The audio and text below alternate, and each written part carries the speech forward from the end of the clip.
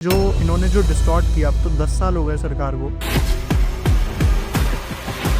लेकिन अभी भी कुछ चेंज नहीं हुआ है। 10 सालों में बहुत कुछ हुआ नहीं है। From governmental point of view, institutional point of view बहुत ज़्यादा डिफरेंसेस नहीं है। के पास भी कोई कंटेम्प्रेरी सोर्स तो है नहीं। ये एक दूसरे को ही कोट करते हैं, जैसे रोमिला थापर इरफान हबीब को करेगी, इरफान हबीब हरबंस मुखिया को, एक दूसरे की पीठ खुजाते हैं बंदर की तरह। सोर्स इन पे होता नहीं है। मीडिया भी वामपंथी ने हाईजैक कर रखी थी। एक तरफ आप बोलते हो कि आर्यन जाहिल थे, एक जाहिल की विश्व की सबसे सोफिस्टिकेटेड लैंग्वेज कैसे हो सकती है? संस्कृत विश्व की सबसे सोफिस्टिकेटेड साइंटिफिक लैंग्वेज है। ये कंप्यूटर बोलता है। टीचर में सबसे ज्यादा अटैक ब्राह्मण को किया जाएगा। ब्राह्मण के टीके पे बात की जाएगी, उसकी चोट की बात की जाएगी, जनेऊ की बात की जाएगी। जी, उनको पता है कि ब्राह्मण है कि ब्राह्मण स्टडीजर को संभाल के रखेंगे। ब्राह्मण ब्रेन है। हाँ, यस, तो ब्रेन को आप डेड कर दीजिए, हो गया। एक बार ये चला गया तो शरीर तो अपने आप काबू में आ जाएगा। 11 साल हो रहे हैं सरकार को। अभी 2-3 दिन पहले ही मोदी जी ने बोला है कि भाई 29 में भी मैं ही आ रहा हूँ। आप 29 पर अटक गए, मैं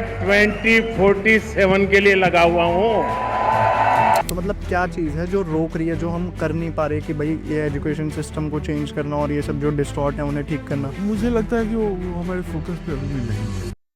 नमस्कार दोस्तों, मैं कुशाग्र गौड़ और आज हमारे साथ इस चर्चा में शामिल हो रहे हैं उत्पल कुमार जी, जो कि न्यूज़ 18 इंडिया के ओपिनियन एडिटर हैं और फर्स्ट पोस्ट के भी हैं। और इससे पहले सर मेल टुडे और हिंदुस्तान टाइम्स में काम कर चुके हैं। और सर ने अभी हाल ही में एक बुक आई है एमिनेंट हिस्टोरियन, वो आप ज़रूर पढ़ें और अपने दोस्तों को भी शेयर करें। और सर की एक पहली किताब थी भारत राइजिंग, धर्मा डिप्लोमेसी डेमोक्रेसी, तो वो भी आप ज़रूर पढ़ें। और आज हम इस पुस्तक पर चर्चा करने वाले हैं, जिसमें हम कई विषयों को लेंगे कि जैसे जेएनयू के डिस्टोरियंस थे, ये कैसे हमें डिस्टॉर्ट करते थे, क्या इनके पास कंटेम्प्रेरी सोर्स होता भी था या नहीं, ये अपनी ही मनगढ़ंत कहानी बता देते थे। R S Sharma, D N Jha, Romila Thapar, Irfan Habib, Harbans Mukhia, S Bipin Chandra, तो ऐसे कई जेएनयू के डिस्टोरियंस थे जिन्होंने हमें डिस्टॉर्ट किया। और आज आपको इस वीडियो में रिवोल्ट ऑफ 1857 या टीपू सुल्तान से लेके श्रृंगेरी मठ से लेके और महात्मा गांधी, बी आर अम्बेडकर, तो इस पुस्तक पर चर्चा करने के लिए सर स्वागत है आपका बहुत बहुत हमारे पॉडकास्ट में। सर सबसे पहले तो आपने ये एमिनेंट हिस्टोरियन किताब लिखी, तो मतलब आपको ऐसा कब लगा कि भाई अब ये मुझे बुक लिखनी चाहिए?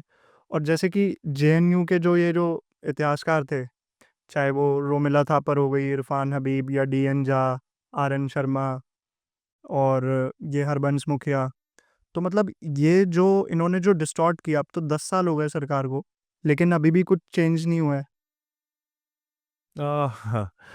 फर्स्ट ऑफ ऑल कि थैंक यू अनु, मेरे लिए बहुत प्लेजर है कि आपने मुझे बुलाया। ये पुस्तक तो यानी हम लोग सब चाहते हैं हमेशा लिखने के लिए पुस्तक, लेकिन इसके लिए कभी मैं तैयार था नहीं। बट मैं 95 से इतिहास का मैं एक जी। छात्र रहा हूँ। पहले तो मैं एज ए स्टूडेंट उसको पढ़ा। मैं दिल्ली यूनिवर्सिटी में मास्टर्स भी की थी, तो मैं डी एन झा का मैं स्टूडेंट हुआ करता था वहाँ। आर एस शर्मा रिटायर्ड हो गए थे मेरे आते आते। उसके बाद मैं जर्नलिज्म में आया, लेकिन मैं इतिहास में मेरी रुचि हमेशा रही है, हमेशा मैं पढ़ते रहा। तो ये पुस्तक इसलिए मेरी दूसरी पुस्तक है, लेकिन इस पुस्तक पे मेरी रिसर्च थी, वो 30 साल से चलती ही रही ऑलमोस्ट, आई कैन से। और इसका नाम eminent historian I can honestly से इसलिए है क्योंकि मैं बहुत प्रभावित था रुसौरी की पुस्तक जो आई थी एमिनेंट हिस्टोरियन, जो कि उस समय आई थी जबकि लेफ्ट इकोसिस्टम का बोलबाला था। And it was not fashionable to be right. आज तो थोड़ा फैशनेबल है, आज आप टीका लगा के बैठ सकते हैं, तब बहुत लोग शर्माते थे लगाने के लिए। अपने अपने कल्चर के लिए प्राइड नहीं था, तो उस समय उन्होंने वो आवाज़ उठाई थी। तो इस kind of a tribute to him, his work. और लेकिन पुस्तक का जो नेचर है और कैरेक्टर है एब्सोल्युटली उनसे डिफरेंट है। और और इसमें बेसिकली मैंने शुरुआत मैंने की है एमिनेंट जो हिस्टोरियंस हैं so called, who acts like distorians. तो मैंने बोला कि चलो, अब हम इतने कॉन्फिडेंट हो गए हैं कि जो जो जैसा है उसको हम वो बोलें। यदि वो हिस्टोरियन की तरह बिहेव नहीं कर रहे हैं, if they are behaving like distorians, let's call them distorians. So I have decided to call them historians from now on, because they were all they have done throughout life is to distort history. उन्होंने history distort की है। और मैंने अपने introduction में वही major instances बताए कहाँ कैसे उन्होंने डिस्टॉर्ट किया है। बट मैं इस पुस्तक की कहानी वहाँ ख़त्म नहीं होती है। इस पुस्तक में मैं फ्रॉम चैप्टर 1 टू चैप्टर 8 मैं वैदिक सिविलाइजेशन से हड़प्पन लेके सिविलाइजेशन। आज़ादी तक, हाँ जी। तो मैंने कहा कि हड़प्पन और वैदिक जो है वो एक ही हैं, एक सिक्के जी के दो पहलू हैं।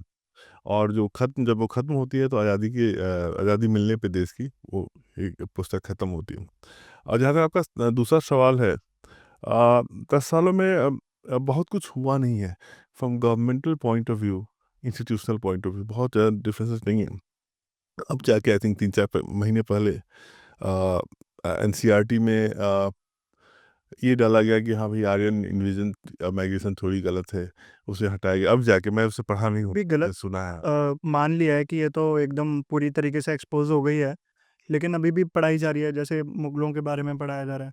हाँ, वही बोल रहा हूँ अभी बस होता है कॉस्मेटिक चेंजेस को बोलते हैं कि थोड़ा सा इधर कॉमा हटा दो, फुल स्टॉप हटा दो, वो वाली बात है। थोड़ी सी मतलब बहुत संभल के चल रहे हैं सरकार। गवर्नमेंट लेवल पे उस पे कुछ नहीं हुआ, इंडिविजुअल लेवल ये पे अगर बहुत कुछ। जैसे वहाँ हम गवर्नमेंट को थोड़ा-सा हम दे सकते हैं क्रेडिट कि उन्होंने एक एटलीस्ट ये माहौल तो कर दिया कि आप लिख सकते हैं, आपकी पुस्तकें छप सकती हैं। चाहे वो विक्रम ने लिखी हो, संपत ने, चाहे वो साई दीपक हो। और उसके अलावा भी बहुत आभास की बुक आई, बहुत अच्छी बुक बाबर पे थी, आनंद की बुक है। उसी क्रम में ये भी एक इंडिविजुअल एफर्ट है। तो सर जैसे थोड़ा आर्यन इन्वेजन थ्योरी पे ही हम बात करते हैं, एनसीईआरटी ने मान तो लिया है कि मतलब नकार दिया है पूरी तरीके से, तो थोड़ा एक की आर्यन इन्वेजन वाली थ्योरी क्या थी, फिर ये जो सरस्वती नदी वाला वो है कि इस पे भी बात जी। करेंगे हम। और जैसा कि ये जो डिस्टोरियंस थे, अभी जैसे एनसीईआरटी को आरटीआई लगाते हैं, तो मतलब वो कहते हैं कि जेएनयू के हिस्टोरियंस ने लिखी थी। इनके पास भी कोई कंटेम्प्रेरी सोर्स तो है नहीं, ये एक दूसरे को ही कोट करते हैं, जैसे रोमिला थापर इरफान हबीब को करेगी, इरफान हबीब हरबंस मुखिया को, एक दूसरे की पीठ खुजाते हैं बंदर की तरह, सोर्स इन पे होता नहीं है। तो सर आप थोड़ा इस पे बताएं कि सरस्वती नदी वाला और ये। आर्यन विजन थोड़ी आई एम ग्लैड कि सैनिटरी में इन्होंने हटाया है, क्योंकि ऑलरेडी एक्सपोज हो चुकी थी 1990 से लेके अभी तक। करीबन करीबन 30-35 सालों में इसमें इतने सारे लूपहोल्स बाहर आए, और अब उसको छिपाया इसलिए भी नहीं जा सकता था क्योंकि एक तो सोशल मीडिया आ गया। आपके और जैसे पॉडकास्टर आ गया, जो कि पहले क्या था कि एक दूरदर्शन ही हुआ करता था, 2-4 न्यूज़पेपर हुआ करते थे, तो it was very easy for government to control. Media अब भी इन कंट्रोल करने का साधन, हाँ, वामपंथी ने हाईजैक वही। कर रखी थी। हाँ, वही। मीडिया तो बस दूरदर्शन ही था, हम तो 90s की बात कर रहे हैं, उसमें तो अकेला डीडी हुआ करता था, तो ये जो वो कहे वही होता था। तो वो एक एलीट क्लब था जो कि वहाँ वो लोग उनसे क्वेश्चन नहीं पूछा जाता। आज है कि हम क्वेश्चन पूछ रहे हैं। सिंस 90s बहुत सारे चेंजेस हुए इतिहास में, और सबसे मेजर चेंज हुआ था ये Aryan invasion slash migration theory, क्योंकि शुरुआत हुआ था कि आर्यन ने यहाँ इन्वेजन किया था, और वो आए, और उन्होंने हड़प्पा जो और मोहनजोदारो और ये सब जो सेंटर्स थे इंडस वैली सिविलाइजेशन के, इनको उन्होंने तबाह कर दिया, और फिर यहाँ वैदिक कल्चर आई। अब प्रॉब्लम ये थी कि इसका एक भी लिटरेरी साक्ष्य नहीं है हमारे कंटेम्प्रेरी पास। सोर्स नहीं है। कंटेम्प्रेरी छोड़िए, लिटरेचर में कहीं नहीं है। नहीं, जैसे वो लिटरेचर बाद में ऋग्वेद में कोई, कहते हैं डीएन झा कि भाई 10 राजाओं ने युद्ध करा, वो वाला। हाँ, बट 10 राजाओं के युद्ध का जब आप डिटेल पढ़ेंगे, तो उन वो 10 राजाओं के युद्ध में एक होता है कि आउट ऑफ इंडिया माइग्रेशन की बात कही गई है। कि वो हुआ क्या कि सुदास राजा थे, उन्होंने 10 राजाओं के साथ युद्ध किया। सुदास के जो गुरु थे वशिष्ठ थे, और 10 राजाओं के गुरु थे विश्वामित्र, और वो 10 राजा अ- हार गए, मतलब और सुदास विश्वामित्र जी थे, वाले हार गए। हाँ, वो हार गए, और वशिष्ठ के जो गुरु थे सुदास के, ये जीत गए। सो वो 10 राजा में से 3-4 राजाएँ इस भारत की सीमा छोड़ के बाहर सेंट्रल चले एशिया में गए। चले गए। तो ये है आउट बट ऑफ इंडिया।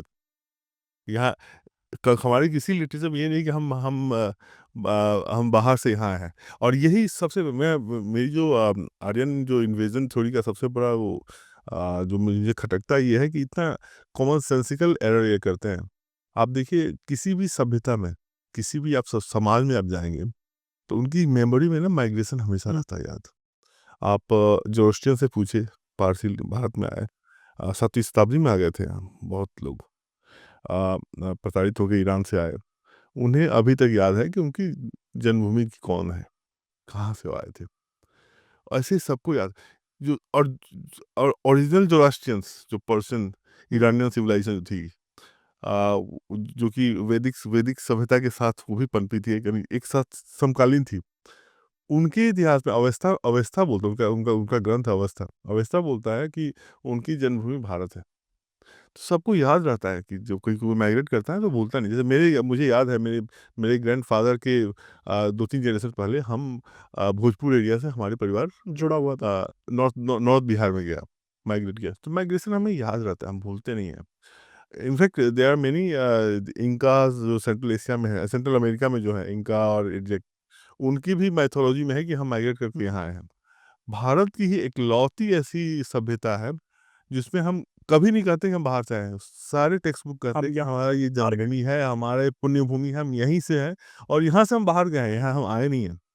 तो एक लॉजिक ये था कि एक भी लिटरेरी साक्ष्य नहीं है। आर्कियोलॉजिकल साक्ष्य, चूँकि उन्होंने बोला था कि आर्यन ने यहाँ ये इन्वेड किया, अटैक किया, आक्रमण किया, तो उसका एक भी साक्ष्य नहीं मिला इन्हें कि अच्छा आक्रमण किया तो ये हड्डियाँ मिली होंगी, लोग मरे हुए मिले होंगे, कुछ तो मिलेगा, कुछ भी नहीं मिला। तो स्लोली क्या हुआ, बाय 90s 1990 तक आते-आते जो जितने भी बड़े-बड़े जो इमिनेंट हिस्टोरियंस थे, इंक्लूडिंग रमीला थापा, इन्होंने धीरे-धीरे अपने स्टैंड को शिफ्ट किया। बोला कि नहीं, आर्यन इन्वेजन नहीं हुआ था, आर्यन माइग्रेशन हुआ था। और माइग्रेशन भी ना इतने छोटे-छोटे ग्रुप में हुआ था, यानी लाइक 10-10, 20-20 लोग आए होंगे। तो इसीलिए उसका कोई जो आर्कियोलॉजिकल साक्ष्य हमें नहीं मिल रहा, कोई एविडेंस नहीं मिल रहा। अब इसकी प्रॉब्लम ये है कि क्या इतने कम लोग, और वो भी आर्यंस उनके हिसाब से इलिटरेट थे, अनपढ़ थे, जाहिल थे, कबीले नोमैड्स थे, कबीले वाले लोग थे। और जहाँ जबकि ये इंडस वैली सिविलाइजेशन जो थी, ये बहुत ही प्रॉस्परस थी, वेल प्लान्ड थी। अर्बन सिविलाइजेशन थी, और इनफैक्ट ऐसी सिटीज़ को दोबारा बनने में विश्व में 2000 साल लगे वो। इतने वेल प्लान्ड सिटी जो बने थे हड़प्पा वाले रीजन में। तो ऐसा कैसे हुआ कि कुछ लोग 10-20 100 लोग कबीले वाले लोग आए और इन्होंने कैप्चर कर लिया पूरा 1 एंड 2, अपनी लैंग्वेज को हड़प्पा वालों ने छोड़ दिया और उनकी लैंग्वेज ले लिया। लैंग्वेज आप छोड़ते नहीं हो। अब देखिए, आप बांग्लादेश को देखिए, बांग्लादेश आज इस्लामिक कंट्री है, लेकिन वो बोलते क्या हैं? बांग्ला बांग्ला बोलते हैं। और सेम सेम विथ आप ईरान में जाइए, क्या बोलते हैं? ईरानियन बोलते हैं वो। आप अपनी लैंग्वेज पाकिस्तान में जाएँ, बाकायदा पाकिस्तान के पंजाबी एरिया में जाएँ तो पंजाबी बात करते हैं वो। तो ये लैंग्वेज छूटती नहीं है। ये इकलौती अगेन केस है। जैसे होमलैंड वाले इकलौती केस है, ये भी इकलौती केस है जहाँ की हड़प्पा लोगों ने अपनी लैंग्वेज ही छोड़ दी। जबकि वो पढ़े लिखे थे, उनसे मजबूत थे, उनसे ज़्यादा थे, सब चीज़ में आगे थे। उन्होंने अपनी लैंग्वेज छोड़ दी और इन जाहिलों की लैंग्वेज जो कि संस्कृत थी, वो ले ली। अब तीसरी कॉन्ट्रडिक्शन मैं आपको बताता हूँ, वो है कि एक तरफ आप बोलते हो कि आर्यन जाहिल थे। एक जाहिल की विश्व की सबसे सोफिस्टिकेटेड लैंग्वेज कैसे हो सकती है? संस्कृत विश्व की सबसे सोफिस्टिकेटेड साइंटिफिक लैंग्वेज है। ये कंप्यूटर बोलता है कि कंप्यूटर कोड में it comes as the most sophisticated language. तो ये चीज़ें मिल रही हैं। कोई यहाँ कॉन्ट्रडिक्शन ही कॉन्ट्रडिक्शन है। और ये मैं इससे बताऊँ कि कॉमन सेंसिकल टर्म में भी आप देखेंगे, तो कोई बच्चा बोलेगा ये क्या बकवास कर रहे हैं भाई, ये तो हो ही नहीं सकता है। जाहिल की लैंग्वेज तो जाहिल होगी ना, जाहिल की लैंग्वेज सोच कैसे हो सकती है? तो ये था। अब उसके बाद फिर साइंस भी आया। अब आपने सरस्वती नदी की बात की। हमारे ऋग्वेद में सरस्वती नदी को सबसे बड़ी नदी के रूप में बोला। सबसे बड़ी नदी से सबसे बड़ी नदी, इतनी बड़ी कि आप दूसरा छोड़ नहीं देख सकते हैं और बह रही है। बहुत विस्तार में वर्णन है। तो उसका और जो नया साक्ष्य आया है आर्कियोलॉजिकल, कि सरस्वती नदी 1900 बीसी में सूख गई। तो यदि सरस्वती नदी 1900 बीसी में सूख गई और यदि वे आर्यंस 1500 बीसी में आए सूखने के 400 साल बाद, तो वो क्या अफीम खाए हाँ, हो उन्हें गए थे? वो ज़िक्र करते हैं कि सरस्वती नदी है। हाँ, कैसे कैसे कर सकते हैं? वो उनको तो मिलना नहीं चाहिए था ना। और तो ये सारी साक्ष्य अब देखिए, आप देखेंगे कि एक्चुअली ये बहुत बड़ा एक एक जो झूठ था, जो उन्होंने फैलाया इसलिए था क्योंकि कॉलोनियल का समझ में आता है। जो जो यूरोपियन जो भी इतिहासकार थे, उनकी मैं अभी भी कदर करता हूँ, समझ में आता है वो क्यों ऐसा करते थे। क्योंकि उन्हें लगता था कि ये ये भारत हमसे ज़्यादा ये सुपीरियर हमारे हमारे हमारे नीचे है, हम इस पे रूल कर रहे हैं। यदि हम इनको कल बोल दें कि आप इतने आगे थे, तो जो रूल करने का जो पैरामीटर था ना, जो रैशनल था, सिविलाइज, वो कहते थे हम वाइट मैन्स टास्क है आपको सिविलाइज करने का, वो तो खत्म हो जाएगा। तो वो उस जो वहम को बनाए रखना चाहते थे। लेकिन हमारे जो हिस्टोरियन थे आज़ादी के बाद, वो इसको क्यों लिए, तो इसका एक ही कारण है कि आइडियोलॉजिकल, वो कम्युनिस्ट थे, लेफ्टिस्ट थे, और उनका ये था कि भाई उनके हिसाब से कम्युनिज्म की भारत में बढ़ने का एक ही बाधा थी, इस देश का सनातन ट्रेडिशन। इसीलिए आप देखिए कि आप कम्युनिस्ट लिटरेचर में सबसे ज़्यादा अटैक ब्राह्मण्स पे किया जाएगा। ब्राह्मण्स के तिलक टीके पे पे, बात की जनेऊ जाएगी, पे। इसकी चोट की बात हाँ, की जाएगी, जनेऊ की बात की जाएगी जी। क्योंकि उनको पता है कि ब्राह्मण्स इस ट्रेडिशन को सँभाल अब के रखें। ब्राह्मण ब्रेन है लेकिन सनातन ये के। हाँ, यस, तो ब्रेन को आप डेड कर दीजिए, हो गया। एक बार ये चला गया तो शरीर तो अपने आप काबू में आ जाएगा। और ये बात डुबोइस जो एक मिशनरी था, वो ब्रिटिश काल में भी बोला था कि आपको यदि हिंदूज़ को कन्वर्ट करना है, तो ब्राह्मण्स को आपको खत्म खत्म करना करना है। पड़ेगा। तो यही काम कम्युनिस्ट भी किए, और उनके उनके हिसाब से ब्राह्मण खत्म करेंगे तो फिर ये देश आसानी से लेफ्टिस्ट कम्युनिस्ट बन सकता है, क्योंकि फिर ट्रेडिशन खत्म हो जाएगा। Communism is always against Sanatan tradition, क्योंकि स्पिरिचुअलिटी की बात होती है। तो इसीलिए जो मोस्ट ऑफ जितने हिस्टोरियन थे आज़ादी के बाद आए, वो हिस्टोरियन की तरह काम नहीं कर रहे थे, वो एक एक्टिविस्ट की तरह काम कर रहे थे, लेफ्टिस्ट कम्युनिस्ट एक्टिविस्ट।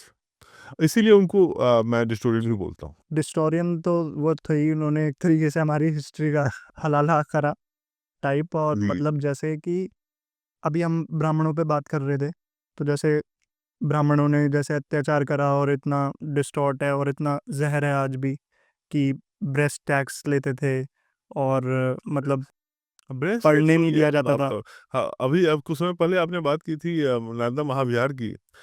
पिछले साल ही प्रधानमंत्री नरेंद्र मोदी गए थे उसका इनॉग्रेशन के लिए।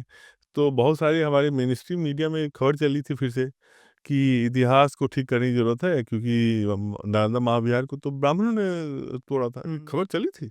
2 प्रोमिनेंट वेबसाइट से हाँ, मैंने कि इसकी खबर नालंदा भी ब्राह्मणों ने जलाई। हाँ, और इसमें भी रोल हमारे एक एमिनेंट हिस्टोरियन का ही है, डीएन झा। वो मेरे गुरु हुआ करते थे दिल्ली यूनिवर्सिटी अच्छा, में। मैं उनके अंडर में आप पढ़ा हूँ। मतलब पढ़े हैं उनके अंडर में? हाँ, हाँ, मैं मास्टर्स तो में तब था, 2001-2 की बात है। तो 2002 या 1 का। तो वो दिल्ली यूनिवर्सिटी में पढ़ाते थे, तो पर मैं डीएन झा कभी तो मतलब जो लोग इन्हें न्यूट्रल और अनबायस्ड समझते हैं, तो सीपीआई के मेंबर थे। हुँ, नहीं, नहीं मतलब कुछ जो जेनजी हैं, जो वो जेएनयू वाले हैं, जो नहीं, वो तो अनपढ़ हैं। उनको उनको मैं जाहिल इसलिए बोलूँगा क्योंकि देखिए, यदि आप पढ़ें रवींद्रनाथ थापर को ना, तो थोड़ा 2 मिनट के लिए आपको पढ़ने में टाइम लगेगा, क्योंकि रवींद्रनाथ थापर बहुत हाँ, सफिस्टिकेटेड, इंग्लिश के हैवी हैवी वर्ड्स डाल देते थे वो। आगे बढ़ती थी, और नहीं तो बड़ी चतुराई से लिखती थी। डीएन झा की पुस्तक आप पढ़ें तो चतुराई भी नहीं होती थी। डीएन झा की पुस्तक रही लास्ट, जैसे उनकी पतली सी पुस्तक है, इंट्रोडक्शन टू एंशिएंट इंडिया, तो 5 चैप्टर की वो बुक थी, 125 पेज की पुस्तक है, बहुत चलती है। जो भी आईएएस बनने आते हैं वो पुस्तक को चाटते हैं बैठ के। तो हाँ, मतलब उनकी तो मजबूरी है, फिर ऐसा क्यों पढ़ना है कि पड़ेगा। भाई अब 11 साल हो रहे हैं सरकार को? अभी 2-3 दिन पहले ही मोदी जी ने बोला है कि भाई 29 में भी मैं ही आ रहा हूँ। तो मतलब क्या चीज़ है जो रोक रही है, जो हम कर नहीं पा रहे कि भाई ये एजुकेशन सिस्टम को चेंज करना और ये सब जो डिस्टॉर्ट है उन्हें ठीक करना? मुझे लगता है कि वो हमारे फ़ोकस पे अभी भी नहीं है। और दूसरा लग रहा है कि गवर्नमेंट को लग रहा है कि अभी थोड़ा-सा इकोनॉमिक प्रायोरिटी ठीक करें, लोगों का पेट पे ज़्यादा ध्यान दें। पेट ठीक हो जाएगा तो या थोड़ा मतलब प्रायोरिटी लोगों 400 को पार ठीक हो हो नहीं जाएगा। पाया तो इतना। नहीं, 400 पार का, इससे पहले तो उनकी 300 प्लस थी। तब भी नहीं करा। पिछले 2 टर्म में तो उन्होंने कुछ किया नहीं। तो मुझे जो अपनी समझ से लगता है कि उन्हें ये लगता है कि अभी इकोनॉमी ठीक कर लें, अभी देश के फंडामेंटल जो इंफ्रास्ट्रक्चर को ठीक करें। आइडियोलॉजिकल लड़ाई हम बाद में कर सकते हैं, और वो धीरे-धीरे कर रहे हैं, धीरे-धीरे हो धीरे-धीरे हो रहा है, टाइम ले। धीरे-धीरे हो रहा है। लेकिन ये है कि इतना अपोलोजेटिक होके करने की ज़रूरत नहीं थी। मुझे लगता था ये थोड़ा-सा फास्ट कर सकते थे, और थोड़ा वहाँ कमी है, इंस्टीट्यूशनल एफर्ट की कमी है, थोड़ी हमारी भी कमी है। यानी हमारे इंटेलेक्चुअल लेवल पे भी हम क्या है, हम साइलोज़ में काम करते हैं। हम जैसे मैं काम कर रहा हूँ चुपचाप, आप वहाँ उस कोने में चुपचाप कर रहे हैं। सो हम मिलके कोई मतलब इकोसिस्टम हाँ, बनाना हमारे पास तैयार एक नहीं है। इकोसिस्टम नहीं है। हाँ, नहीं है। यानी विक्रम ने एक बनाई है अभी, वो इतिहास की, वो उसमें कुछ लोग हैं वो, लेकिन हार्डली। तो हमारा भी है कि हम भी एफर्ट लेके, यानी 50 लोग मिलके, 20 लोग मिलके कुछ करके करते। तो ना हमने इंडिविजुअल लेवल पे कोई इंस्टीट्यूशन बनाई है वैसी, और ना ही हमने गवर्नमेंट से तो नहीं हुआ है कुछ। गवर्नमेंट का भी फोकस कुछ और है, इकोनॉमी है, डिप्लोमेसी है, यानी भारत को मजबूत बनाना है, ये है, ये हम देख लेंगे, उनको है कि ये हम बाद में देख लेंगे या फिर लोग देख लेंगे। नहीं, जैसे ब्यूटीफुल ट्री है बुक, तो जी धर्मपाल जी की, तो जैसे वही है कि पढ़ने नहीं दिया जाता था, तो इस पे आप कुछ बताएं कि इतना मतलब लिटरेसी रेट था, मतलब ब्राह्मण तो ऋग्वेद से और 18वीं शताब्दी तक थे, तो मतलब क्या था कि पढ़ने नहीं दिया गया और फिर स्कूल जाने नहीं दे रहे थे दलितों को? ये तो मीथ है, ये तो मीथ है, ये तो इनफैक्ट मैं थोड़ी पहले से कहानी शुरू करूँगा। इरफान हबीब के पिताजी हुआ करते थे मोहम्मद हबीब। तो मोहम्मद हबीब इलाहाबाद अलीगढ़ मुस्लिम यूनिवर्सिटी के बहुत नामी गिरामी इंटेलेक्चुअल हुआ करते थे। और एक्चुअली जो ये जो डिस्टोरियन के वो एक तरह से मतलब हाँ, पितामह गॉडफादर थे। पितामह का, हाँ आप पितामह कह सकते हैं उनको। तो वो और के निज़ामी थे, दो हिस्टोरियन थे, आज़ादी से पहले ऑपरेट करते थे, 1920s 30s 40s में बहुत प्रोमिनेंट थे लोग। तो इन और ये नेहरू नेहरू जी के बहुत करीबी थे। इन्होंने अपनी पुस्तक नेहरू जी को समर्पित भी की है। और उन पुस्तकों में उनका एक था कि ये बेसिक आर्गुमेंट था, शुरुआती आर्गुमेंट, कि जब पहली बार इस्लाम इस धरती पे आया, तो इस देश इस हिंदू समाज के जो अधिकतर जो अनुयायी थे, जो नीचे तबके थे, वो सबसे ज़्यादा हर्षित हो गए, इतने खुश हो गए, उन्होंने हाथ उठा के भगवान को धन्यवाद बोला और दौड़ते हुए कन्वर्ट हो गए। मतलब क्यों ये कन्वर्ट? लिखा तो कुछ ये लिखा हुआ है, क्योंकि नहीं बताया गया, पता है कि इतना यहाँ कास्ट सिस्टम का वो मतलब था, ब्राह्मणों ने इतना अत्याचार कर ब्राह्मणों ने इतना अत्याचार किया था कि इस्लाम प्रोवाइडेड एन अपॉर्चुनिटी, इस्लाम ने एक अपॉर्चुनिटी दिया और इन लोगों ने अपॉर्चुनिटी ग्रहण करके वहाँ चले गए। ये पुस्तक में लिखा हुआ है, उनकी पुस्तकों में। सो लेकिन सोर्स उसका कुछ है? जब आप डिग आउट करते हैं तो डिग आउट तो कुछ है नहीं। के.एस. लाल ने अपनी पुस्तक में लिखी है कि जो सोगुल लोअर कास्ट है, अ, वो एक्चुअली जब इस्लाम आया था तो सबसे ज़्यादा फाइट उसने की थी। इनफैक्ट कुछ मार्शल कास्ट जो हैं, जो आज हम मानते हैं, वो थोड़ा कम फाइट किए होंगे, जो उनका कहना है। और उन्होंने उसके लिए उसका डेटा दिया, उनकी पुस्तक है, वॉइस ऑफ इंडिया से आई है। उनका कि वो थोड़ा कम फाइट इसलिए यूपी में एक जगह का उन्होंने किया। मुजफ्फरनगर में नहीं होता वो, हाँ वो कुछ कन्वर्ट हो भी गए थे, लेकिन जो लोअर कास्ट वाले थे वो कन्वर्ट नहीं हुए, लड़ते रहे और वो थके भी नहीं। उनकी लड़ाई औरंगजेब था तब तक वो चलती रही और उसके बाद मतलब जैसे जब वो मथुरा का तोड़ने गया था, तब भी वहाँ के यार जाट सत्तामीज वो लड़ रहे थे, मतलब उनके पास हथियार भी नहीं थे प्रॉपर, तब भी। जाट सतनामीज ये सब तो वही है। तो ये इनफैक्ट महाराणा प्रताप की हाँ, लड़ाई, भीलों के साथ। भील यदि उनके नहीं होते, महाराणा प्रताप नहीं नहीं लड़ पाते वो। तो इन्होंने किस तरह से समाज को बांटने की कोशिश की और इन्होंने अपने आप को हिस्टोरियन का जामा पहना के एक कहानी बताई। आपने ये बात की ये द ब्यूटीफुल ट्री, धर्मपाल जी की। धर्मपाल जी की जो पुस्तक है उसका मेन जो सबसे इम्पोर्टेंस ये है कि वो ब्रिटिश एडमिनिस्ट्रेटर जो, वो भी हायर ऑफिशियल्स, लोअर को नहीं, हाई ऑफिशियल के जो भी उनके रिसर्च है उसको कोट करते हैं। और उनका जो रिपोर्ट है हायर ऑफिशियल्स का, मुनरो हो गया और दो चार तीन चार और थे, और सिर्फ बंगाल में, मद्रास में, बॉम्बे में, पंजाब में, इन चारों जगह का वो रिपोर्ट था। उस रिपोर्ट के हिसाब से उन्होंने उन्हें जो ब्रिटिश लोगों ने का रिपोर्ट जो बोलता है वो बोलता है, जैसे अब मैं कुछ एग्जांपल दूंगा, आप सरप्राइज होंगे। जैसे बंगाल में ब्रिटिश ऑफिसर के हिसाब से 1 लाख स्कूल हुआ करता था मिड 18 मिड 18 सेंचुरी में। 1 लाख स्कूल सिर्फ बंगाल में है। और उनके हिसाब से हर एक गांव, बंगाल के हर एक गांव में एक स्कूल हुआ करता था, तो आज भी नहीं होगा। आज नहीं, हम पहले तो आगे ऐसा बढ़, होता था कि भाई मंदिर के साथ ही स्कूल है। जो भी है स्कूल है, स्कूल का उसे वो फॉर्मेट ना हो कि कंप्यूटर नहीं है, वो नहीं है, स्कूल था, लोग वहाँ पढ़ते थे, जिनकी जो हम बोलते हैं ना स्किल्स, स्किल्स जो उसमें स्किल्स होती थी, स्किल की एजुकेशन होती थी। और क्या होता था कि जैसे मान लीजिए आप बर्तन बनाने वाले आप परिवार से आते हैं, तो आपको वो ट्रेनिंग दी जाएगी और उस तरह का होता था और लेकिन वही था कि you are not just confined to that, आपको मैथमेटिक्स भी बता देगा, आपको जो इंटरेस्ट होगा, जो आपके काम में आएगा वो आप पढ़ते। तो उनका जो रिसर्च है, उस रिसर्च के हिसाब से मेजॉरिटी ऑफ जो स्टूडेंट हुआ करते थे स्कूल्स में, not just in Bengal, Madras, Bombay and Punjab, ये चारों का बता रहा हूँ, मेजॉरिटी सोकल लोअर कास्ट से आते थे स्टूडेंट्स। सो डिस्क्रिमिनेशन तो नहीं हुआ ना। मतलब आप जो बोलते हैं कि रोका गया, तो रोका तो नहीं गया, अदरवाइज स्कूल कैसे आते। 37% था लिटरेसी रेट शायद, कितना था? लिटरेसी वो तो पहले है, वो तो खैर वो मुश्किल है वो बताना कि डेटा क्या है, वो लोग बोलते हैं सर, बट ये डेटा तो एब्सोल्युटली उन्होंने कंफर्म किया कि लोग वहाँ कहाँ एक पढ़ लाख रहे हैं स्कूल स्कूल। थे मिड 18 जी। और वो मतलब चांडाल वाला टीचर वाला। हाँ, और नॉट जस्ट स्टूडेंट, वही मैं उसी पे आ रहा था कि टीचर्स भी, बहुत सारे टीचर्स तो थे, वो चंडाल थे, डोम थे, उस कम्युनिटी से भी आते थे और टीचर्स थे वो। और टीचर्स की भी जो परसेंटेज थी काफ़ी हाई थी हम्म। लोअर कास्ट में। सो ये अपने आप में दर्शाता है कि वो जो डिस्क्रिमिनेशन का भाव था वो नहीं था। डिस्क्रिप्शन होता हुआ एट सम लेवल, हम नहीं बोलते हैं, ऐसी इंसान है तो इंसान तो गलती करता है। हुँ, लेकिन इंस्टीट्यूशनल लेवल पे आपको डिस्क्रिमिनेशन जो जो बोला जाता है कि नहीं आप मतलब आप वो हो तो आप पे डिस्क्रिमिनेशन होगा ही होगा। वो नहीं, जैसे होता है कि आप औरत हो तो डिस्क्रिमिनेशन होगा ही होगा, वैसा नहीं होता था।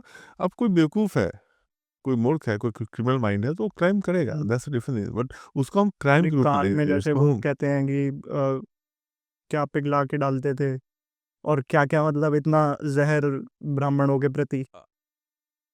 अब अब वो तो, अब मैं वही बोल रहा हूँ कि उसका कोई साक्ष्य नहीं है। वो उसका वही साक्ष्य जैसे मतलब हम जो सुनते आते थे, बचपन में बहुत पढ़ते थे हम, कि लॉर्ड बेंटिंक ने हमें बचा लिया सती बेंटिंग। प्रथा रोक के। हाँ, लॉर्ड बेंटिंक क्लाइव के हुआ टाइम पे। करते थे, 1830s की बात है। हाँ, क्लाइव तो फिर 1765 में चला गया, अच्छा, क्लाइव पहले आए थे ना, क्लाइव। 1757 में हम्म। प्लासी की लड़ाई हुई थी, तो ऑलमोस्ट लाइक 60-70 साल पहले आए थे Clive. Lord Bentinck governor general थे 1828 के करीब में, उन्होंने उसे सती प्रथा को बंद किया था ऑफिशियली। तो हमें पढ़ा जाता है कि सती प्रथा इतनी थी, बहुत होता था। अब जो नया रिसर्च आता है आ रहा है, वो बोला है कि बहुत ही मार्जिनल थी, इधर उधर लोग करते थे। उसमें से बहुत कुछ केसेस थे कि बहुत डिवोटेड वाइफ हो कर ली, या कुछ भाई फैमिली में बहुत सोर्स तरह तो के लोग। इनके पास है नहीं सती प्रथा का नहीं, कंटेम्प्रेरी। इनफैक्ट अब तो नए बुक ने बोला है कि वो तो वेरी मार्जिनल दिस थिंग, लेकिन हमें जैसे पढ़ाया गया और इतना बड़ा होता, सोचिए यदि कुछ ही इतनी बड़ी होती तो सर रिवोल्ट नहीं होता। यदि एक जनता तो कारतूस विद्रोह वाले करती थी, कारतूस वाले केस में 1857 हो गया, मंगल इसमें पांडे ने क्यों नहीं? विद्रोह कर दिया। क्योंकि ये बहुत छोटा चीज था, बहुत कुछ लोग करते थे, मतलब मिनिमम 1% भी नहीं करते होंगे। तो लेकिन हमें इस तरह बताया जाता है कि बाप रे, आपने औरतों को जलाना शुरू कर दिया जी, आप इतने गंदे हो, आप इतने जंगली हो। सो एक तरह से प्रोपेगेंडा था समाज को बैकफुट पे हम्म। डालने का। खुद एक सेंस ऑफ उसमें आप ग्लानि भर दें कि यार आप तुम लोग तो यार जंगली हो। बट थैंकफुली हम उस चीज़ को अब ख़त्म कर रहे हैं, वी आर फाइटिंग बैक। नहीं, हम तो जो मतलब नैरेटिव है, अब नैरेटिव हम सेट कर रहे हैं रेदर देन दे। मतलब अभी तो जैसे कि हम ही एक ऐसी सभ्यता है जहाँ नारी को पूजा जाता है। जी, आप बताइए कहाँ गॉडेस है? नहीं, जैसे कि ये है ना कि काबा वाला भी वो कि 360 मूर्तियां थी वहाँ, देवियां थी, अलमनत अलुजत क्या था वो, जी, जी, जी। हाँ, रोमिला थापा ने तो उसको भी थोड़ा बोला, बताइए। रोमिला कि थापा एक शिवलिंग था वो पहले, या अभी भी है। हाँ, हाँ, सुमनत। रवींद्रनाथ थापर ने पुस्तक सोमनाथ में वो लिखा कि गजनी अटैक इसीलिए किया क्योंकि जब ये मूर्तियाँ तोड़ी जा रही थी, तो एक मूर्ति वहाँ से, एक मूर्ति थी गॉडेस की वो सुमनत, वहां से लाई गई थी। वो वहाँ से लाके उन्होंने यहाँ अच्छा, छिपा दी थी। तो इसीलिए इस गुस्से में उसका आके, भी कोई कंटेम्प्रेरी सोर्स नहीं है। अब मतलब सी, अब वो थोड़ा व्हाट इफ हो सकता है, क्योंकि देखिए कुछ लोग बोलते हैं कि वो वहाँ भी शिव मंदिर हो, तो कोई कनेक्शन हो, लेकिन उनका कहने का मतलब ये था, she was trying to defend hmm. Mohammad Ghazni, Singh that यार वो अटैक बाकी इसीलिए जैसे किया, वो हिंदू मंदिर समझ के अटैक नहीं किया, वो अटैक इसीलिए किया क्योंकि वो उसे लगा कि वो मक्का हम्म, कनेक्शन है हाँ उसका। नहीं, एक एक सो दे कारण ये भी, वांटेड टू डू दैट, उनका एक इंटेंशन ये। एक इंटेंशन जैसे ऐसे हमें वो कर देते हैं कि भाई इनका काफिरों को मारने के प्रति नहीं था, ये बेसिकली मंदिर लूटने आते थे, इकोनॉमिक पर्सपेक्टिव दिखा दिया।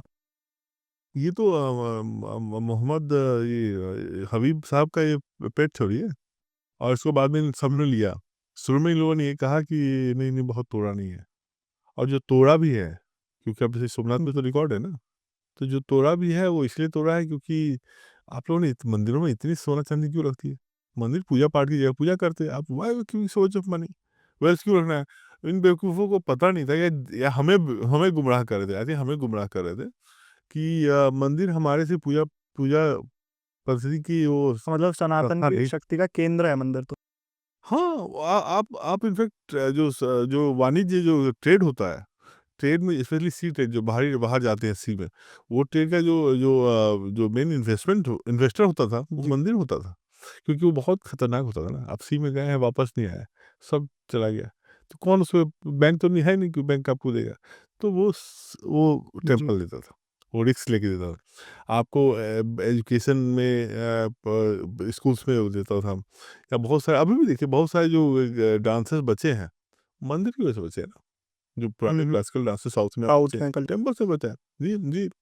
तो बिकॉज ऑफ दैट तो टेम्पल का रोल ये था कि टेम्पल एक तरह से समाज को चलाता था। अभी हम कट चुके समाज हैं। को अब तो टेम्पल अब तो हमारे टेम्पल हमारे नहीं, पास नहीं मतलब ऐसे तो टेम्पल तो सरकार ने जो हम कहते हैं डाटा है कि भाई जैसे वो टी.आर. रमेश हैं वो भी लिखते हैं कि भाई 2.5-3 लाख करोड़ रुपए टेम्पल इकोनॉमी है जो सरकार ले रही है और टैक्स ले रही है और मंदिर मस्जिद को उल्टा दे रही है सब्सिडी, हज सब्सिडी अभी बंद करी। तो जैसे कि मतलब अगर हम ये सब ले लें वापस, मतलब मान लो कि इसको हम हैंडल कैसे करेंगे, इसको एक मतलब इतना करप्शन हो जाएगा फिर। बताइए नहीं आप इतना अच्छा ये बताइए तो आपको ये क्यों लग रहा है कि आप करें तो करप्शन होगा? दूसरे वाले भी तो कर रहे हैं। मतलब आपको भी लग रहा है कि हिंदू करें नहीं, करप्शन मतलब कर दूसरे वाले इतना और रेवेन्यू जनरेट नहीं कर पा रहे। जैसे हमारा बहुत ज़्यादा है, जैसे मतलब 200-300 करोड़ क्या है काशी विश्वनाथ कॉरिडोर, ऐसे तो हम बहुत सारे अपने बना लें। ब सी म आप सब चर्च के आप पैसों का कम कम आ रहे हैं। चर्च है लॉट ऑफ मनी। करप्शन होगा। सी करप्शन कहाँ अभी करप्शन नहीं है। क्या- गवर्नमेंट आप बताइए गवर्नमेंट कर रहा है तो करप्शन नहीं कर है ही करप्शन। मूर्तियाँ साउथ की तमिलनाडु की मूर्तियाँ चोरी हो गई और बहुत सारे मंदिरों में नकली मूर्तियाँ रखी हुई हैं। असली मूर्तियाँ गायब हो गई हैं। इससे बड़ा करप्शन क्या होगा? ये करप्शन तो नहीं करेगा ना मंदिर जो चलाएगा। जो जो जिसकी अरबों दाम होगी उस मूर्तियों की, वो आज की मूर्तियाँ नहीं पुरानी मूर्तियाँ होंगी। ओरिजिनल मूर्तियाँ गायब हैं। ये कब पोल खुलेगा भगवान जाने, क्योंकि यहाँ तो यानी हम वहाँ उस जाते नहीं हैं। बट मेरा जो बहुत बेसिक क्वेश्चन है कि आप यदि सबको और सब कम्युनिटीज़ को और रिलीजन को चलाने का मौका देंगे, तो आप हिंदू को नहीं देंगे तो आप क्या ये कहना चाहते हैं कि हिंदू क्या बेवकूफ़ है या चोर है या इनेबल है, उनको नहीं कर सकते यार, बेकार है लोग, इससे होगा नहीं। तो ये सब करें तो हम भी करें या फिर सबका ले लो। आप एकदम बन जाओ कम्युनिस्ट स्टेट की, नहीं भाई हम ही चलाएँगे सब। नहीं, कम्युनिस्ट भी है जो कहते हैं धर्म अफीम है, वहाँ वो टेम्पल कंट्रोल करते हैं हमारे नहीं, नहीं, केरला में तो चल ही रहा है। तमिलनाडु में इसमें। क्योंकि केरला में तो ये है कि इनको पैसे चाहिए ना, सी अल्टीमेटली यही हो गया है। और मेरा कहना है कि सी आप ठीक है, आप अभी कॉरिडोर बना रहे हैं, बहुत अच्छा काम कर रहे हैं, सरकार अच्छा काम कर रही है। हम तो गए भी हैं भाई, बनारस गए, उज्जैन गए, बहुत अच्छा काम हुआ। लेकिन मेरा कहना है यदि हमारे पास ही सारे कंट्रोल आ जाए तो हम और उनको व्यवस्थित किया जाए, उसको व्यवस्थित किया जाए। मैं नहीं बोला कि इसको बस छोड़ दिया जाए और व्यवस्थित कर लिया, हिंदू समाज कर सकता है व्यवस्थित, इतनी क्षमता है उसमें कि व्यवस्थित कर ले। और लेकिन मुझे उस बेसिक प्रीमाइस पे प्रॉब्लम है कि आपने सबको फ्रीडम दी है तो आप हिंदू को क्यों नहीं दे रहे हैं? आपको क्यों लग रहा है कि ये नहीं कर पाएंगे? लेकिन ये बात वो नहीं है, बात ये है कि भई वो फ्री मनी है और सरकार को फ्री मनी चाहिए होगी। और स्पेशली आज के ज़माने में जबकि ये इतना फ्रीबीज़ चला रहे हैं, तो उसमें तो उनको बहुत ज़रूरत है ऐसे कामधेनु की। तो बेसिकली हिंदू के इंस्टीट्यूशन को लेके अपनी सेकुलर पॉलिटिक्स करते हैं वो। ये ईज़ी पॉलिटिक्स है उनके लिए। अच्छा सर, तो अब नालंदा पे बात करते हैं। जैसे हमारे यही एमिनेंट हिस्टोरियन है डी.एन. झा साहब, तो ये मतलब लिखते हैं कि खिलजी ने नहीं जलाई, ब्राह्मणों ने जलाई। और ये एक शायद उसको तिब्बतन वो है, उनको पैंग सैम जॉनजांग ऐसा कुछ, तो उनको कोट करते हैं। सिंह। तो आप बताइए इसके बारे में कुछ कि अ, ये ब ये तो अपने आप में अजूबा है। बेसिकली क्या होता है कि आप कभी भी इतिहास लिखते हैं, तो आपका फ़ोकस ये होता है ना कि आप उसको बेस करेंगे, एविडेंस जो कि उस इवेंट से बहुत क्लोज़ेस्ट में हो। जैसे मान लो अभी कुछ हो रहा है, तो आप जो बोलेंगे ना, आपकी बात की क्रेडिबिलिटी ज़्यादा होगी इंस्टेड ऑफ कि जो आज से हाँ, 200 जैसे साल वो बाद बोलेगा। तिब्बतन ने तो क्योंकि वो तब तक कितनी डिस्टॉर्शन हो जाएगी ना। तो जब ये नालंदा की महाविहार जलाया जा रहा था, तो बहुत सारे रिकॉर्ड हैं और उन्हीं लोगों ने रिकॉर्ड की थी। यही हमारी किस्मत बड़ी अच्छी है कि हमारे जो आतताई थे ना, हमें जो तोड़ने और हाँ, मुगल। हमें मारने आए थे, वो बड़े ऑनेस्ट थे। क्योंकि उन्हें लगता था कि हम तो धर्म का काम कर रहे हैं जी, हम तो अल्लाह का काम कर रहे हैं। तो वो सब रिकॉर्ड कर लेते। वैसे वो जो लोग खुद लिखते हैं कि हमने ये फरमान दिया, हमने किया, थोड़ा ये तो बोलते हैं हमने किया। हाँ, अरे हमने किया है। वो तो डंके की चोट पे बोलते हैं हमने किया है जी, बताओ। अब ये प्रॉब्लम हो जाती है कि आज वाले लोग अब जिसको पोस्ट के हटाना चाहते हैं, हटा नहीं पा रहे हैं। तो फिर अब क्या करना है भाई? अब ये तो नहीं, नहीं यार वो पागल हुआ ना, वो he was trying to impress, trying to 18th century में 600-700 साल जी। बाद एक वो बौद्ध राइटर ने लिखा है, वो बात मैं मानूँगा जी। तो ये तो बकवास है, ये तो बस वही बात हुई। और इतना वो ड्यूबियस रिकॉर्ड है, और वो डीएन झा उसको एक्सेप्ट करे, तो ये उनकी हाँ, खिली एक्सपोज़ तो ये पूरे हो एक चुके हैं, ऐसी हाँ, बात नहीं है। लेकिन प्रॉब्लम ये है कि ये लोग ये करके भी बच इसलिए आते थे ना, इनका इकोसिस्टम था और इनसे कोई सवाल नहीं पूछा। इनका क्या था ना, डीएन झा चले जाएंगे श्रीमाली साहब के हाँ, पास, वही सर सेम कैसा लिखा हूँ, ओ आउटस्टैंडिंग। और श्रीमाली साहब चले जाएंगे आर एस शर्मा के साथ, और ब्यूटीफुल। एक दूसरे ये को इनकी कोट अपनी करते थे, अपनी कोटरी थी, पूरी एक गैंग दूसरे कह सकते एक हैं। दूसरे को सवासी थे, हाँ। तो ये गैंग, इनका गैंग चलता था, गैंग में एक दूसरे को हुँ, प्रमोट करते थे। और ये भी है कि ये बहुत टैलेंटेड लोगों पे आगे नहीं आने देते। आप यदि अरुण शौरी की हाँ, पुस्तक जैसा कि वो लिखते हैं अरुण शौरी कि एमिनेंट भाई हिस्टोरियन। मैं सीताराम गोयल के वो आर्टिकल छाप रहे थे, तो मतलब वो बताते हैं कि भाई मेरी टेबल पे काम आना बंद हो गया था, इंडियन एक्सप्रेस में थे तो वो। जी, जी, जी। तो मतलब ऐसा क्यों कि मतलब एक तो ये भी हो गया कि भाई ये नेहरू के करीब थे और सरकार और मीडिया में भी इनका दबदबा था। लेकिन जैसे हमारे थे जदुनाथ सरकार या ये सब, जैसे इनकी हुए। राइवलरी चल रही थी हरबंस मुखिया की और ये आरसी मजूमदार दी, तो इनको बढ़ने नहीं दिया जाता था या इनको टारगेट करा जाता था, सी इनके करियर को नुकसान पहुंचाया जाता था। इसकी प्रॉब्लम बहुत जेनेसिस में थी। भारत जब आज़ाद हो रहा था, तो दोनों ने इनफैक्ट जोनास सरकार तो बहुत पहले उनसे बोला गया था कि आप इस देश का इतिहास इस देश के पर्सपेक्टिव से लिखें। लेकिन आसिफ मुल्ला जब देश आज़ाद हुआ था, उन्होंने खुद ही इनिशिएटिव लिया। उन्होंने लेटर लिखा एजुकेशन मिनिस्ट्री को, किस समय के सिमरदार साहब ने, कि हाई टाइम है इस देश के इतिहास को अब ठीक किया जाए, इसको इस देश के इतिहास के हिसाब से इसको ठीक करके लिखा जाए। एजुकेशन मिनिस्ट्री उस समय मौलाना आजाद साहब जी, देखते थे, तो उन्होंने हमारे जवाब पहला शिक्षा मंत्री जो जी, तो उन्होंने जवाब भी नहीं दिया। तो फिर उन्होंने राजेंद्र बाबू को उन्होंने लेटर लिखा, वो प्रेसिडेंट थे, भारत के राष्ट्रपति थे। तो उन्होंने इंटरवेंशन शायद किया, उस वजह से उनको काम दिया गया कि चलिए एक बोर्ड बनी, उसका मैंडेट था कि वो भारत के इतिहास से लिखेंगे फिर से। अब प्रॉब्लम क्या हुई कि आरसी मजूमदार का कहना था कि भारत की स्वतंत्रता की लड़ाई में सिर्फ गांधी का ही रोल नहीं था। वो कहना था कि इसमें जो हमारे रिवॉल्यूशनरीज थे, उन्होंने भी बहुत योगदान दिया, और किसी बहुत ज़्यादा ही योगदान दिया। उनका ये भी कहना था कि हमारी जो स्वतंत्रता की लड़ाई है, सिर्फ ये 100 सालों से नहीं चल रही है, हम पिछले 800 साल से लड़ रहे हैं। अब ये सब चीज़ें जो थी, ये उस समय की जो सरकार थी, इसको नागवार गुजरी। मुझे लगा, अरे यार, ये तो बोल रहा है कि गांधी का रोल बहुत ज़्यादा नहीं था, तो फिर यहाँ तो हम गांधी के रोल की भी बताना चाहते हैं। बेसिकली नेहरूवियन सरकार चाहती थी कि सिर्फ गांधी का बात हो और नेहरू का बात हो, और प्लस यदि हम 800 साल ले जाएंगे, तो फिर गंगा जमुनी तहजीब का क्या होगा। ये तो इनके लिए तो एकदम कोर, एकदम वो मंत्र है भाई, कि भाई अच्छा, ये गंगा जमुना वाला भी समझ में नहीं आता, गंगा भी हमारी है, जमुना हमारी है, तो उन्होंने जमुना को बच गया ना अपना। जमुना क्या कह के उन्होंने जमुना को करके अपना बनाया है। लेकिन ये है कि हाँ, मैं उस कॉन्सेप्ट पे जा रहा हूँ कि वो कॉन्सेप्ट इतनी फ्रॉड है, इतना कि जमुना उनकी है, आप इतना समझ लें। तो तो बेसिकली इनके जो बेसिक जो कोर जो वैल्यूज थे, जो वैल्यूज, आप गलत वर्ड है, जो उनकी जो सोच थी, उसके खिलाफ था। ये चाहते थे कि सारा का सारा रोल सिर्फ गांधी को मिले, और इनफैक्ट नेहरू को मिले। बाद में तो नेहरू हो गई। जो मेरी पहली जो मैं बुक की शुरुआत करता हूँ, मैं टाइम कैप्सूल से करता हूँ, बड़ी फैसिनेटिंग स्टोरी है। हाँ, वो थोड़ा सा आप बताएं, हरिशंकर परसाई वाला, कि वो लिखते हैं कि भाई मैडम इंदिरा गांधी जो है वो हिस्टोरियन को 3-4 लाख देती हैं ताकि वो नेहरू नेहरू गांधी गांधी करता रहे। जी, तो हुआ क्या, ये 1973, 15 अगस्त 73 या 75, इसमें थोड़ा जी। मतभेद है। इंदिरा गांधी लाल किला जाती हैं, और एक टाइम कैप्सूल में एक 3000 शब्दों में भारत का इतिहास होता है, उसको दबा देती हैं, गाड़ देती हैं।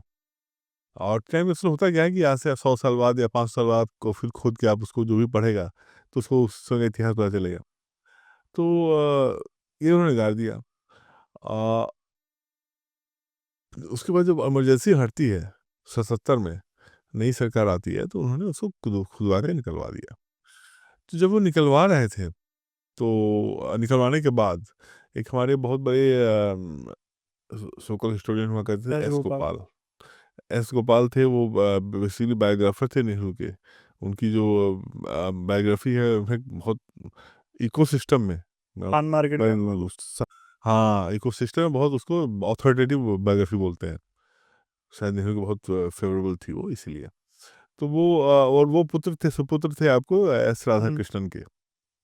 तो उन्होंने उसके बाद एक लिंक मैगजीन थी, उसको इंटरव्यू में, लिंक मैगजीन एक लेफ्टिस्ट मैगजीन थी, उसको इंटरव्यू बोला कि यार ये तो होना नहीं चाहिए, ये बहुत गलत है कि टाइम कैप्सूल क्यों दबाया गया वहाँ, ये तो होना बहुत गलत बात है, आप हिस्ट्री को क्यों डिस्टॉर्ट करना चाहते हैं।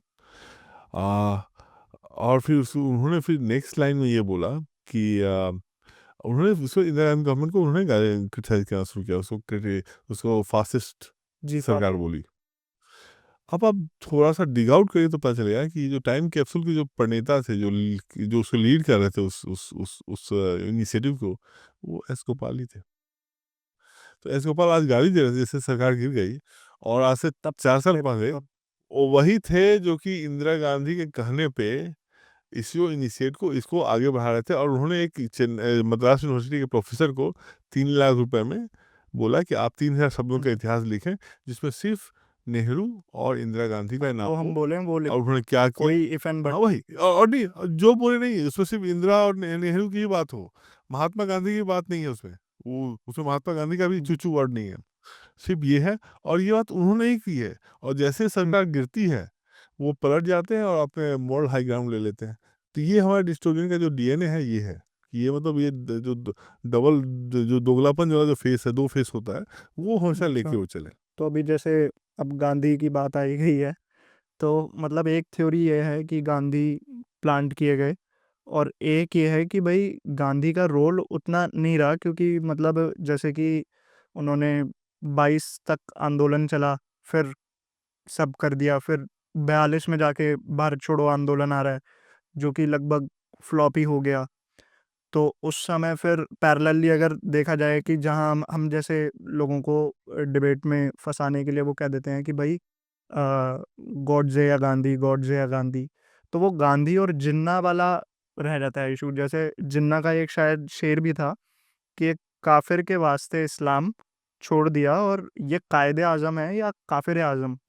तो इस पे थोड़ा बताएं कि जैसे एक तो अभी हम सावरकर पे भी बात करेंगे कि जैसे जिन्ना हो गए जो अलग हट रहे थे और ब्रिटिश से अपने संबंध बढ़िया बना रहे थे, फिर एक ये वाला, और एक है कि गांधी प्लांटेड थे, या जैसे गांधी खुद भी लिखते हैं कि भाई मैं अपनी ब्रह्मचर्या प्रैक्टिस करने के लिए नेकेड सोता था। That is his personal choice, उस पर हम क्या बोल सकते हैं। आप अपने बेडरूम में क्या कर रहे हैं, नहीं, फिर कुछ महात्मा कैसे बॉदर ना महात्मा हो, वाला तो नहीं हुआ ना फिर, मतलब अब वो जस्टिफाई कर रहे हैं कि वो कुछ नहीं करते। जब लॉर्ड राम क्रिटिसाइज हो रहे हैं। तो हाँ, नहीं नहीं, आप कर सकते हैं। मैं बोला हूँ कि इसी, मुझे पर्सनली से फर्क नहीं पड़ता कि आप बेडरूम में क्या करो, मुझे फर्क तब पड़ेगा कि उससे देश से हाँ, नुकसान हो। ये भी तो सही है। तो मैं उस पे ज़्यादा बोलूँगा कि मुझे कोई फ़र्क नहीं पड़ता है कि यार अभी के प्रधानमंत्री अब घर जाने के बाद वो खाना खाते हैं, चेन खाते हैं, मटन खाते हैं या नहीं खाते हैं। यदि वो हमारे देश ठीक से चला रहे हैं, सारी चीज़ को धार्मिक रूप से चला रहे हैं, धर्म के रूप में, धर्म रिलीजन नहीं हुआ, मैं धार्मिक धर्म मतलब ड्यूटी, कर्तव्य। राइटियसनेस के साथ, यस, कर्तव्य के साथ, कर्तव्य निष्ठा के साथ अपना कार्य कर रहे हैं, तो वही नहीं चाहिए। सो इसीलिए मैं उस पे नहीं हुआ। लेकिन मैं उस पे एग्री नहीं करूँगा कि Gandhi was a plant. Gandhi plant नहीं थे, क्योंकि but Gandhi loyal, British empire के। गांधी ब्रिटिश के लॉयल थे। और उसके लिए भी मैं उनको बहुत ब्लेम नहीं करूँगा, क्योंकि उस समय का जो फ्रेमवर्क था ना, उसमें 90% जो पॉलिटिशियन एक्टिव थे, स्पेशली लॉयल पॉलिटिशियन, वो सब लॉयल, नहीं मतलब जैसे उस समय की जो जिनको मॉडरेट्स बोला जाता था, और वो सब लॉयल। अब मैं आपको एग्जांपल देता हूँ, और मैं वही बोलता हूँ कि किस तरह से जो रिवॉल्यूशनरी की लाइफ कितनी बुरी थी उस समय। रिवॉल्यूशनरी को आज़ादी से पहले भी कुछ नहीं मिला, आज़ादी के बाद तो कुछ नहीं मिला। अब मैंने इसमें एग्जांपल दिया था ये 1911 में, मैं आपको बताता हूँ उसका एपिसोड। ये एपिसोड है, ये 1911 में दिल्ली दरबार। हाँ, तो उसमें हम ये ब्रिटिश जो किंग थे वो आए थे यहाँ भारत में। तो उस समय गायकवाड़ के एक राजा थे, सयाजी राव तृतीय, बड़ौदा के थे वो। उन्होंने अपनी पूरी उनका ड्रेस पहनना पहनना चाहिए। एक होता है ना, आप जैसे बड़े-बड़े क्लब में आप जाएँगे अभी दिल्ली में या कहीं कलकत्ता में या तो आप यदि जूते नहीं पहने हैं, आपने सूट नहीं पहना है या कपड़े नहीं कुछ शर्ट नहीं पहने तो आपको एंट्री नहीं देंगे। हाँ, पहले बोर्ड में भी लिख देते थे कि डॉग्स एंड इंडियंस अभी भी नहीं देंगे, अभी भी नहीं देंगे, वो बाहर आपको खरीदना पड़ता है।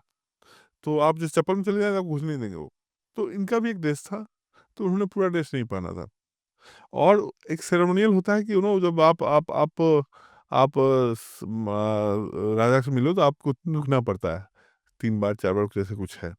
वो बस एक बार झुके और फिर और चले गए पीठ अच्छा, दिखा उन्हें पता नहीं था कि ऐसे नहीं, जा नहीं किया उन्होंने कि भाई मैं 3 बार नहीं करूँगा। क्यों करूँगा? ठीक है, फ्री माइंड थे भाई। राजा तुम्हारे राजा होंगे, मेरे राजा नहीं है। और ये भी राजा थे, तो एक बार उन्होंने झुके और चले गए। यदि कोई ब्रिटिश इस पे ऑफेंड होता, तो मुझे कोई इसमें बुरा नहीं लगता कि चलो ठीक है यार, उसके राजा आए थे तो ऑफेंड है। उस भीड़ में तो भीड़ में लोग जो देख रहे थे इस चीज़ को मोतीलाल नेहरू अच्छा, जी नेहरू जी के पिताजी। हाँ, वो थे। और मोतीलाल नेहरू ने इस चीज़ को देख के एक चिट्ठी लिखा अपने पुत्र को जवाहरलाल नेहरू को और वो कहते हैं I am sorry to say that Gaikwad has fallen from the high pedestal he once occupied in public estimation. मतलब उसने ब्रिटिश राजा का उसने इज्जत नहीं किया तो मेरी नज़र में आज वो गिर गया। मतलब इतनी वफादारी थी। ये वो तो मैं बोला उस फेज में 99% लोग वैसे ही थे। सावरकर जैसे लोग और तिलक और जैसे लोग कम थे, अरविंदो जैसे लोग बहुत कम थे। तो इसीलिए ये सफ़र किया और इनको मार्जिनाइज़ भी कर दिया गया। बाद में बहुत लोग आए, नेताजी जैसे लोग आए। वो थोड़ा दुर्भाग्य था कि चीज़ें वैसी गई नहीं जैसी होनी चाहिए थी। तो इतिहास अलग रहा। लेकिन एक और मैं एपिसोड आपको बताऊँ बहुत अच्छा था। एक बड़ी अच्छी पुस्तक इधर 1-2 साल पहले आई थी। और उस पुस्तक का नाम है बंदी जीवन, सचिंद्र नाथ सान्याल की पुस्तक है। ये उनके रिलेटिव हैं आपको हमारे सान्याल जी, हमारे संजीव सान्याल की। तो उन पुस्तक में वो मेंशन करते हैं कि एक बार कोई कांग्रेस का कोई मीटिंग चल रहा था, तो वो उसमें गए थे और ये 2 बार काला पानी की सज़ा झेल के आ चुके हैं, 2 बार। अच्छा, इसके बावजूद जब वो कांग्रेस सिस्टम में जब गए तो मोतीलाल नेहरू से इनकी मुलाकात हुई। तो बड़े एक्साइटेड हो के मोतीलाल बहुत बड़े बैरिस्टर, बहुत रिच नामी बैरिस्टर हुआ करते थे। तो उन्हें कुछ सलाह दिया उन्होंने। तो सलाह दिया और ये मोतीलाल हँसने लगे। क्या क्या बोल रहे हैं यार, ऐसे कैसे होता है? तो he made mockery out of it. तो मज़ाक बना दिया उनका। उसके बाद ये वहीं रुके नहीं मोतीलाल नेहरू, ये अपनी जीवनी में लिखते हैं सान्याल साहब।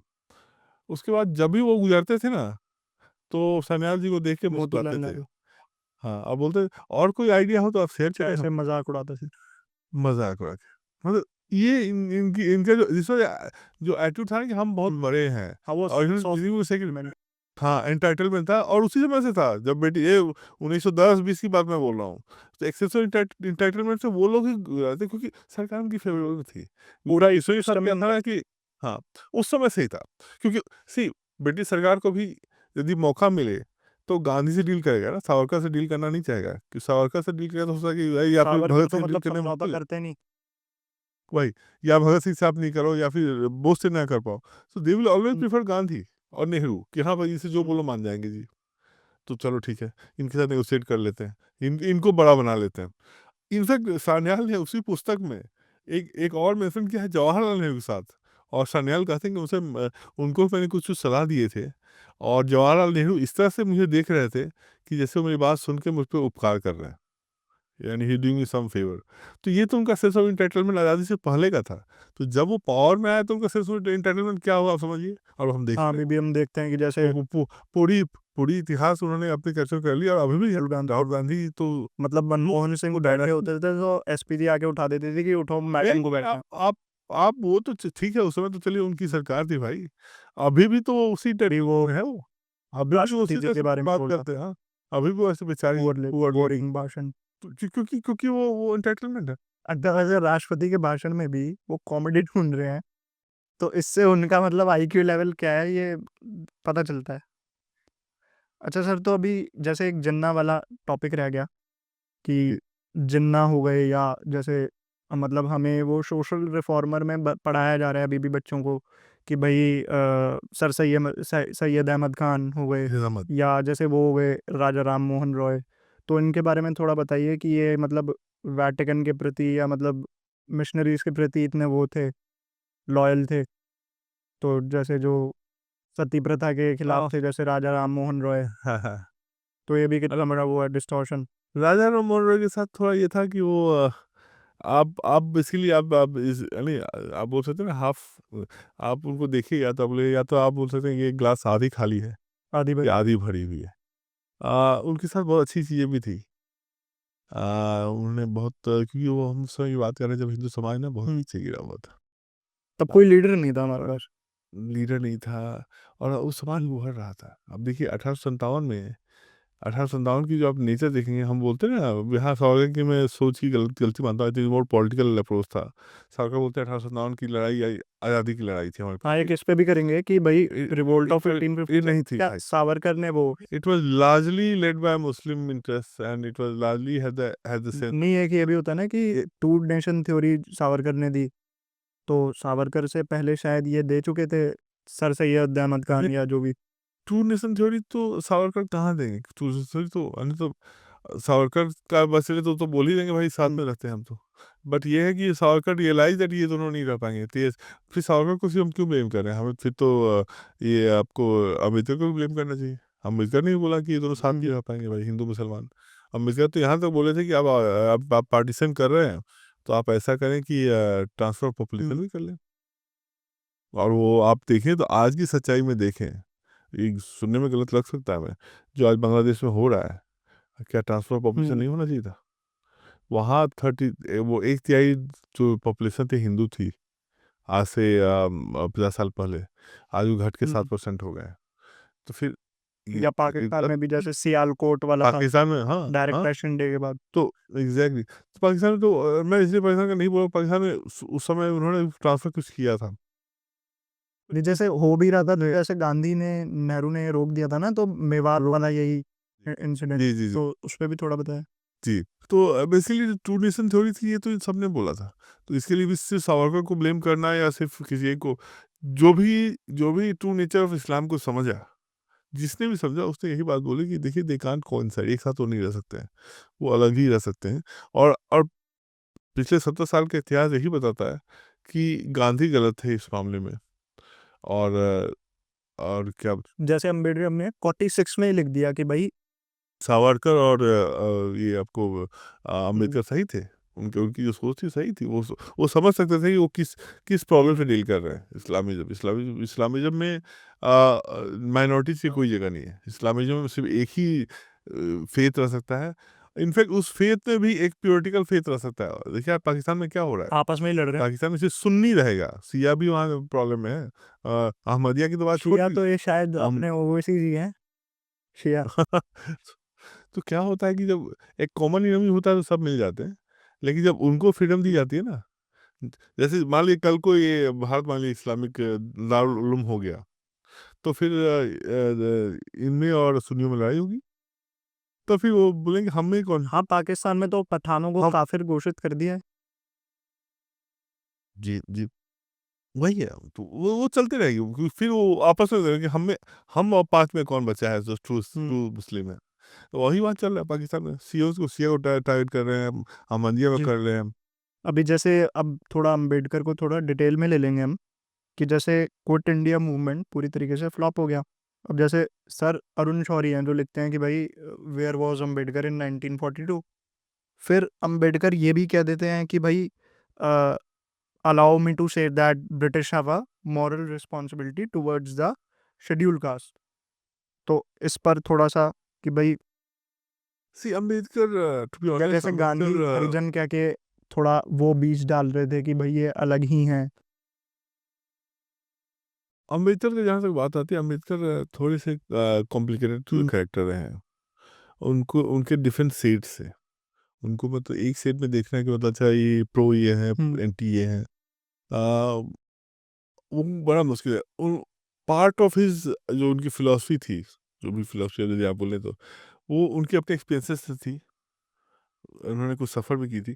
बट उनके ही एक्सपीरियंसेस में ये था कि उन्हीं लोगों ने सपोर्ट किया जो कि अपर कास्ट से उनका आते थे। खर्चा उठाया, उन्हें वो पढ़ाया लिखाया। यस, खर्चा उठाया, ये राजा ने उठाया राजा का था। नाम बताएंगे सर? ये गायकवाड़ मैं कर भूल रहा हूँ कुछ हाँ हाँ वो भी हाँ हाँ गायकवाड़ ही थे। अच्छा, यही वाले।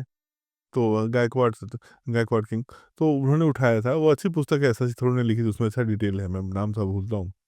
तो ये उन्होंने किया तो अ, लेकिन उनके ऊपर इसमें मान ली प्रॉब्लम्स आई थी। सी गरीबी में प्रॉब्लम होती है, हम्म, वी हैव टू डिनाई। इसलिए अम्बेडकर की जो जो क्रोध होता है, या अम्बेडकर का जो भी मान लो गुस्सा होता है, या अम्बेडकर का कोई आउटबर्स्ट है, मैं उसको एक सेंस ऑफ उससे लेता हूँ कि चलो उस गुस्से का एक हम्म। जस्टिफिकेशन है।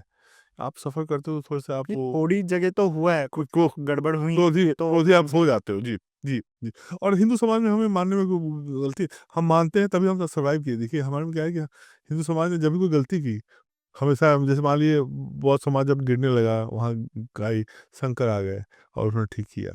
और मिडिल एजेस में फिर वही हुआ, जब समाज में प्रॉब्लम आई तुलसी आ गए और ऐसे लोग आए।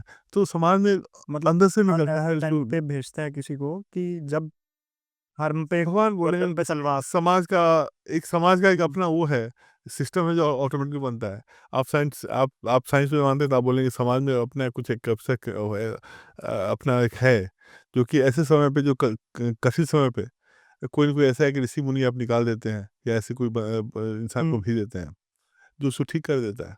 तो ये चीज़ था, तो अम्बेडकर के साथ ये प्रॉब्लम थी। आज़ादी से पहले इनफैक्ट 40s में भी उनका जो रोल था, he was pro hmm. British. और इसी पे अरुण शौरी ने अपनी पुस्तक में भी बहुत हाईलाइट किया है, और वो सही भी है। यानी आप अरुण शौरी की को क्रिटिसाइज इसलिए नहीं कर सकते कि अच्छा उन्होंने बाबा अम्बेडकर साहब के खिलाफ कुछ लिखा था, वो तो फैक्चुअल है, उन्होंने उनको कोट किया है। हाँ, शौरी ने अब लेकिन लिखा तो जी, सच ही है। जी, हाँ, हाँ, फैक्चुअल है। तो वो सच्चाई थी, और वो अम्बेडकर की ये सोच थी, लगता था कि यदि अंग्रेज जब तक रहेंगे, तो जो दलितों हैं उनका फ़ायदा हुआ, तो वो अपने पॉलिटिकल एस्पेक्ट से उस समय देख रहे थे। लेकिन जब देश आज़ाद होने का समय आया, तब उन्होंने अपनी सोच को बदली है। I think we have to see it from that perspective. जब आज़ाद होने के समय आया, तो हमने सोच को बदली, और तब वो एक एज ए इंडियन देखना शुरू किए, as a part of the larger extension of Sanatan tradition देखना शुरू किए।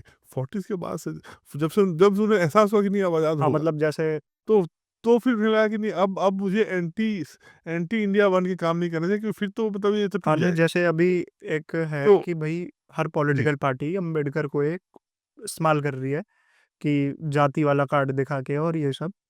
और मतलब अम्बेडकर एक असल में इतने बड़े इकोनॉमिस्ट भी थे, तो बहुत मतलब ये भी हमसे छुपाया गया कि नहीं, अम्बेडकर इकोनॉमिस्ट थे, उनसे ज़्यादा पढ़ा लिखा कोई नहीं था।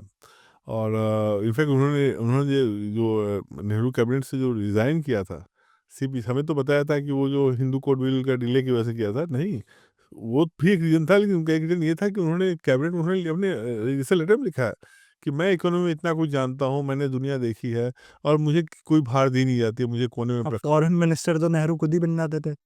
हाँ, फॉरेन मिनिस्टर तो खुद ही तो होते, आप फाइनेंस मिनिस्टर बना देते, आप कुछ और कर देते, मतलब ही न्यू सो मच, उनके सामने कोई नहीं, हम्म, सब बौने थे।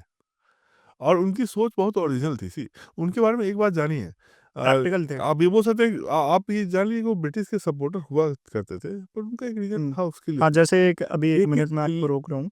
जैसे ये सर सैम्यूल हैं, जब ये लेटर जी, लिखते हैं 24 नवंबर 1933 को जॉर्ज स्टैनले को लिखते हैं, तो उसमें वो बोलते हैं कि अंबेडकर का जिक्र करते हुए, ड्यूरिंग द लास्ट 2 और 3 years I have seen a great deal of Ambedkar and like most of my friends and his manifest desire to support the British influence in India.